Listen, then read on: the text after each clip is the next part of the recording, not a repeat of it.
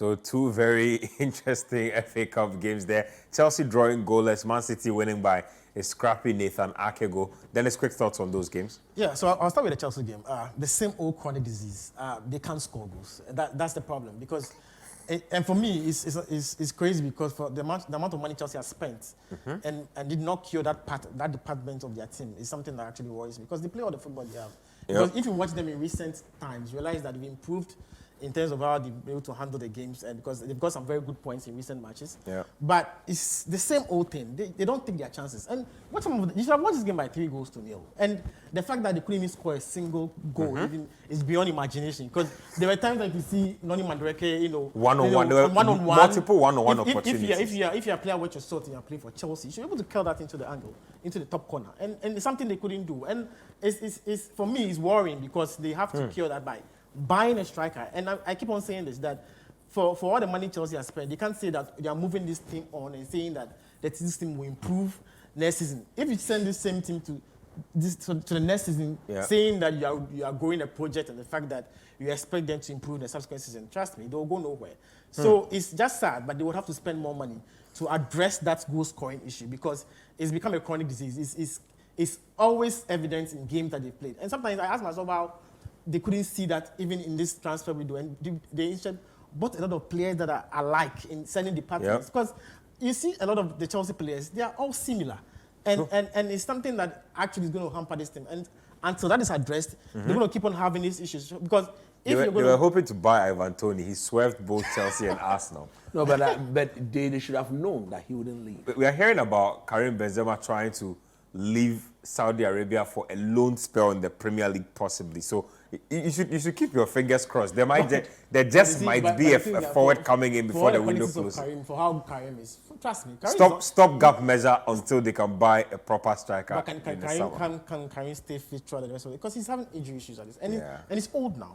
And especially for this game, I feel for them because going to the Villa Park to they should have won this game at the bridge. They should have won this game. And trust me, Aston Villa at that home ground is like a locomotive machine. And it's a cup game too for Unai Emery. Exactly. He's not looking good. And he hardly tend to lose that.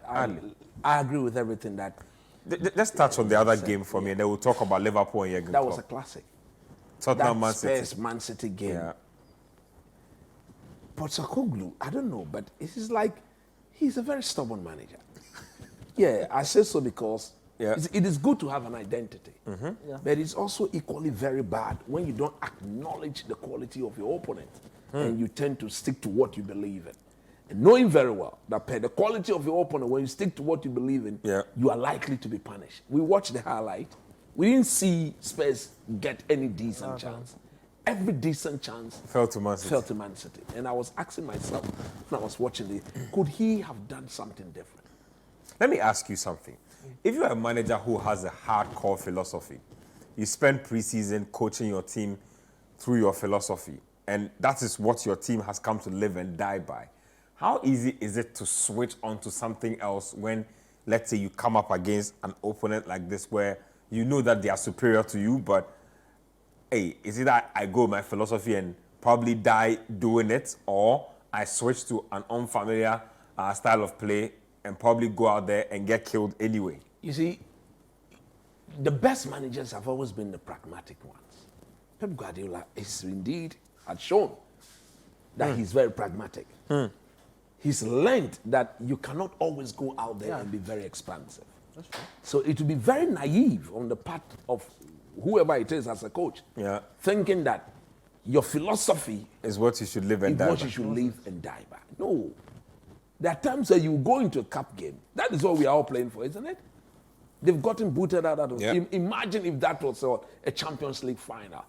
It would be very naive on your part not to acknowledge the threats of your opponent. You acknowledging doesn't mean you are overly respecting them. But it's just an indication that, look, you respect the quality you are going to face. And therefore, what can you do? At times, when you do the things that your opponent don't expect from you, you rather end up, catching them unaware, and you tend to go and punish. So, look, the best managers are the pragmatic ones. You being pragmatic doesn't mean you are moving away from what you believe in forever.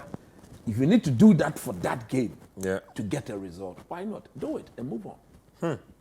Well, coach says that sometimes you need to do what you need to do to win games. Postecoglou says that he loves the high line, and it is what You remember even against he will Chelsea live when by. they were Yep. two Yep. men down. Yep. He still did what he had. No, come on, man. Didn't want to change his style even in that game. can't Let's do get to more FA Cup action. Let's get to that Liverpool game against Norwich, and then we'll also get to Newport versus Manchester United. Back-to-back highlights. We'll come back in studio and discuss.